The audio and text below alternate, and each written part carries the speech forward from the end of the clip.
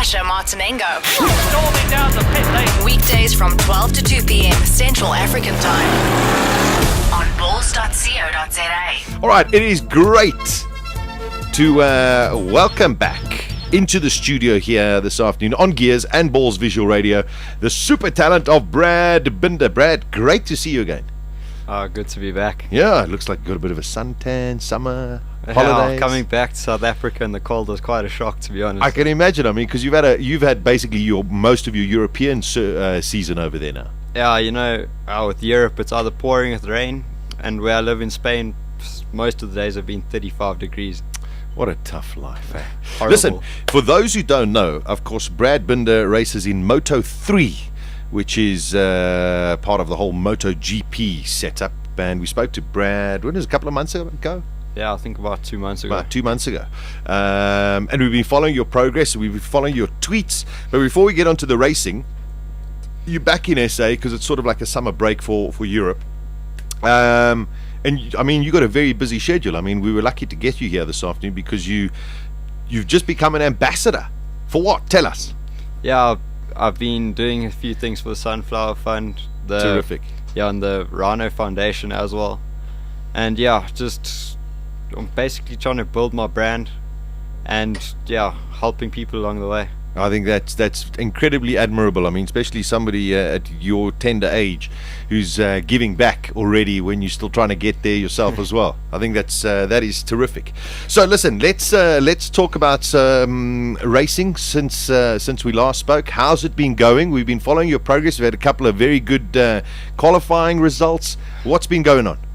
Well, my year has been so up and down lately. Yeah. I've had good qualifyings, good sessions, and then been doing well in the races. My bike breaks, or I crash, I ran off track, or nothing's gone right so far, but I'm getting there. Every race I'm improving a little bit, so I think by the end of the year I'll definitely be able to put it together a few good results. No, listen, we're incredibly convinced. Just want to let you know, I think it was last week, I was chatting to Dave Peterson on air here, and I tell you, he couldn't speak high enough of your achievements and what you're doing out there. So believe you me, you have tremendous support here in South Africa, which is really great. And coming from a guy like Dave Peterson, I sat there and went, wow, you know, if Dave says that this kid's good, then you got to be good, that's for sure.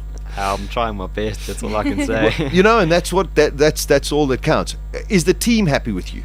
Well, the team, every time I can make a small mistake or something, they say I'm 16. It's what I'm meant to do. So that's terrific. Yeah, the team's quite happy with me. Yeah. But yeah, I've had so many problems this year with engines and with it being Moto 3 and a new class, everything is just up in the air. Like one time the engine would break because it's not getting enough lubrication. The next time some other thing would happen, and it's just a real hit and miss here, I think. Okay, no, I'm glad you bring that up because, I mean, you know, when it comes to four-wheel racing, you always get cars that break and this, that, and whatever. But traditionally, in two wheels, in motorcycles, you don't really have a lot of technical kind of hiccups. But you say, I mean, it is a new formula, it is a new startup kind of series. So I suppose it's not just you, it must be a lot of the other guys that also have technical issues. Yeah, for sure, everybody's battling a little bit this year. Just because, I mean, at the start of the year, Moto 3 is brand new, so no one knows what works, everybody's trying new things. It's difficult. No, listen, we can see it, we watch it every other weekend. Since we last spoke, I mean, something, you know, when you've been on track at various circuits, has been some kind of highlight that's come through, even if the weekend itself didn't finish off the way you had anticipated? Well, for the last 3 years, my biggest problem has been every time it rains, I've battled and I've come nowhere. But somehow at Sachsenring, well, throughout the year, I've started to just get more confident in the wet weather.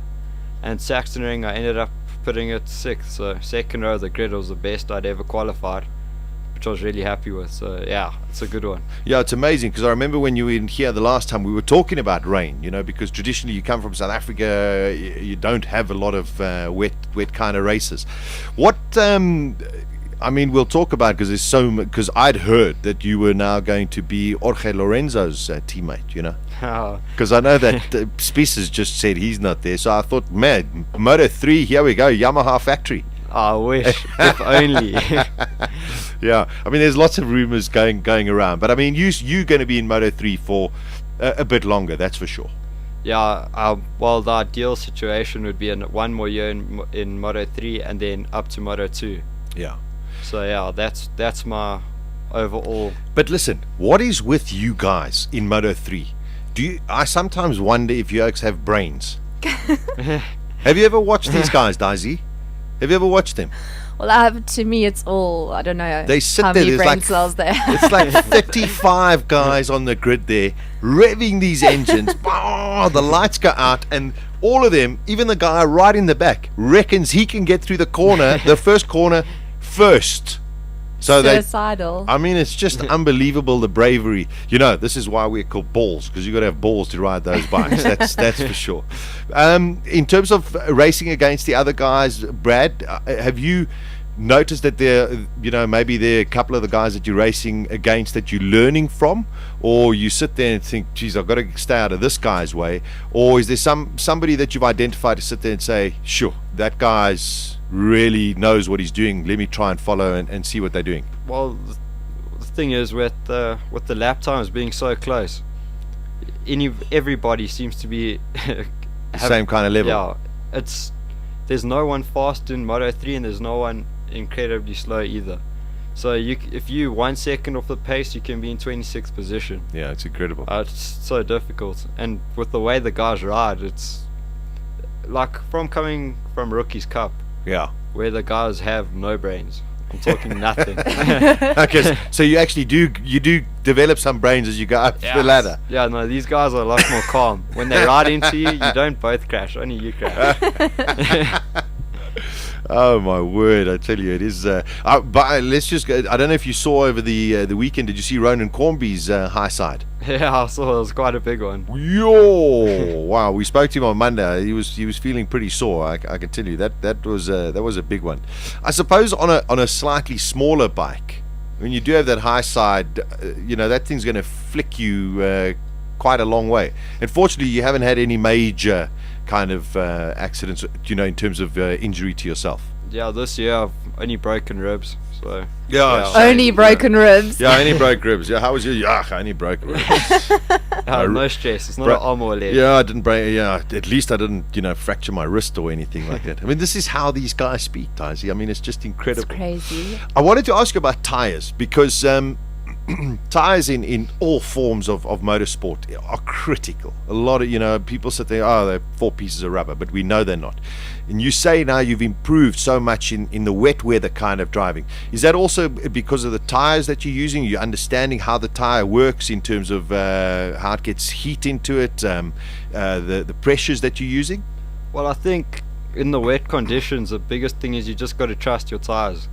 If you don't have a good feeling and you're not confident on the brakes or on the throttle, you're going to just be nowhere. So the best thing to do is just go out there, just know that your tires are going to hold, and pin it. You've got to have a lot of faith to do something like that. This is the kind of attitude everybody should have in their lives. You know that, not just people who do motor racing. Because if you just sit there and go, I've got the confidence in whatever I'm doing, and just go out there and do it, what's the worst can happen? Very true. Worst that can happen is you can fall down or fail or something, or you can crash. You know what I mean? Not so bad. How many sets of tires do you guys get for a race weekend? Well, I'm talking dry tires now. Never mind wets. Yeah, usually what we do is we have got 3 practice sessions, a qualifying, and then obviously a warm up in the race. Yeah. For the 3 practice sessions, we use 1 pair of tires for each practice session, and then for qualifying we use a qualifying tire, which is a soft, which lasts like 2-3 laps max. And that's the rear tire? Front no, just rear, sorry. Just the rear? Yeah. Okay, so the front is standardized for everybody? Yeah, well, we can either run the hard front or the medium front, but at most tracks this year we have used medium. Yeah, I think it was only Silverstone where it was like really cold, so you use and it was tearing the medium, so I ended up putting the hard on. Sure. Yeah, no, I mean it's pretty awesome stuff. We were talking off air, Brad. I mean, there's loads of rumors going around. It was silly season in motorsport. We've heard that Ben Spies is going, so now we're talking, Jorge Lorenzo, hoping that Brad Binder gets the ride. We need a little bit more backing or something like that. But I mean, in the MotoGP side, Casey Stoner's going. Yeah, I think you summed it up perfectly when you said silly season. Yeah, it is the silly. Is he going? Yeah, well, the latest thing I heard was that Honda had offered him a private jet from Australia to each race for him and his family, and they're going to double his salary for next year if he stays. Wow. Not a bad deal. Not a bad deal at all. Casey Stoner Airways. Yeah. So Casey Stoner, so we don't know. No, yes, no, whatever. Ben Spies, one has to assume do you think he'll stay in MotoGP or go back to perhaps Superbikes? I honestly think he'll stay in MotoGP. Okay. But I have no clue where he's going or what's happening there, but I don't think we'll see him back in Superbikes next year. All right. Okay, then Superbikes, because Superbikes are great competitive series at the moment as well. Guys like Valentino Rossi. I mean, he's Italian, he's on the Ducati bike, he's got all of the backing, well, Ducati now because it's owned by Audi. But there's so many rumors about him that maybe he takes the Philip Morris money and goes back to Yamaha. I mean, have you heard things like that? I mean, it's just crazy at the moment. Guaranteed, in every rumor you hear, at least every second one's got something to Valentino. So who knows what to believe. Yeah, I know, it's difficult. Then Nicky Hayden, I don't believe will stay at Ducati. No, from what I hear, he's going to go back to World Superbikes and take Checo's ride. Okay, yeah. But obviously, yeah, like you said, silly season. Oh, Nobody really knows. Nobody knows. Carl Crutchlow, I suppose, has been spoken about to go to Ducati as well. The one thing that we are doing here on Balls, Brad, is we're giving away a trip to Vroom. I don't know if you know what Vroom is. Next year, every year, Ferrari and Ducati have a skiing little jaw just before the season starts for MotoGP and for Formula One, and they go to the top of the mountains and ski all over the place, and people can go there. We're giving away one of those trips, so we can get you entered. Okay. All right. This is what you have to do, because I don't know if you saw, Ronan Quamby held up a big sign. Oh yeah. It said, "When I'm not racing, I listen to Balls." And it was on TV. So we need something creative from Brad at Indianapolis. Don't stress, I'll make a plan. But then you can give the prize to me, seeing that you are in Spain at the moment. I'll keep it for myself. Oh no!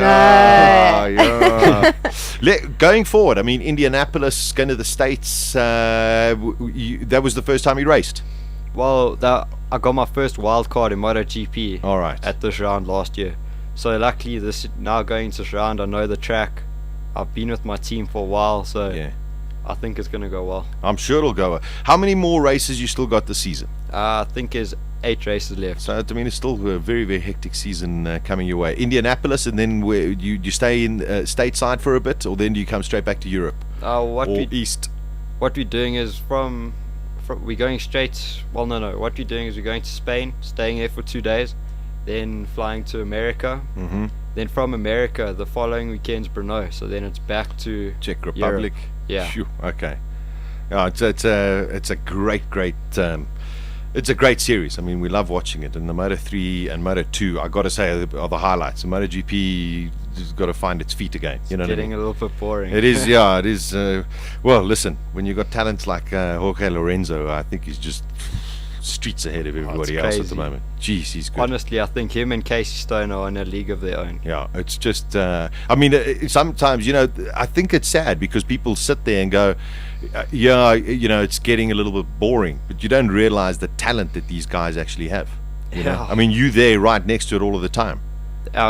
If you can ever get the chance to watch them, Casey Stoner can go out on the 3rd lap at a new track. I reckon he could set a new lap record. It's incredible, It's crazy. I don't know how he does it. And it's amazing how that bike is just fitted around him like a glove. I mean, he had a couple of bad ones. He fell off, and then he tried to chase Danny and fell off as well. But he's an incredibly. I'm not a big fan of his. I'll be honest, Casey. Don't stress, me neither. Okay, but I tell you, he's an incredible talent.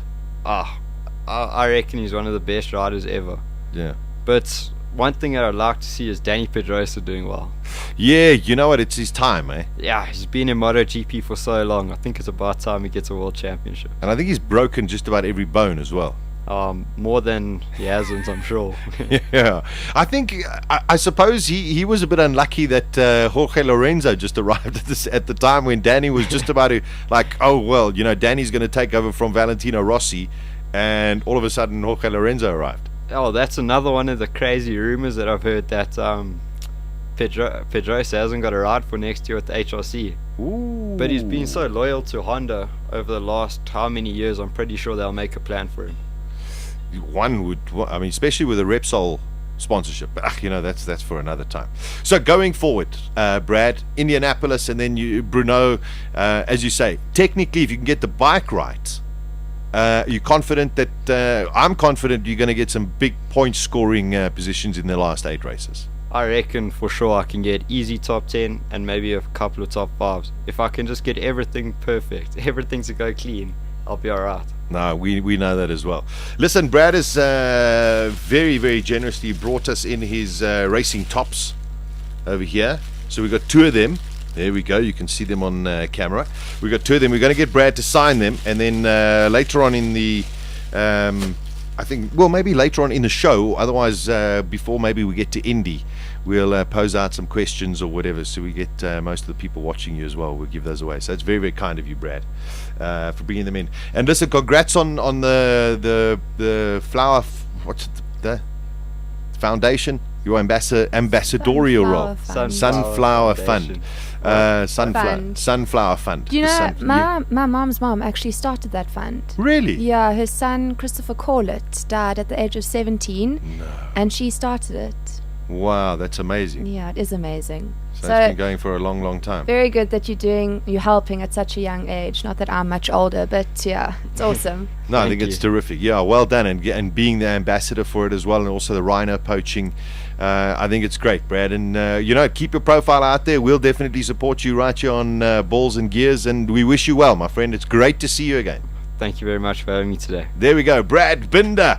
Watch him in 3 weeks' time, Indianapolis for Moto3.